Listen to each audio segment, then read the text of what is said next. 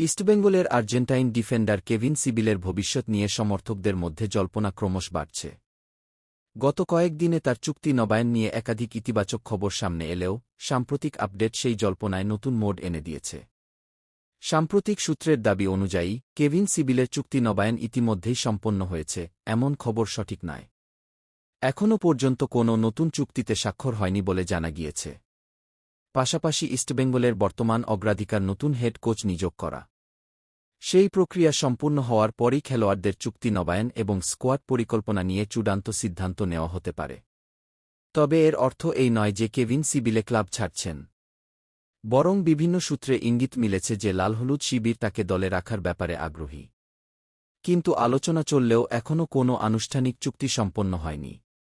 ফলে কেভিন সিবিলের ভবিষ্যৎ নিয়ে চূড়ান্ত সিদ্ধান্তের জন্য আরও কিছুটা সময় অপেক্ষা করতে হবে সমর্থকদের।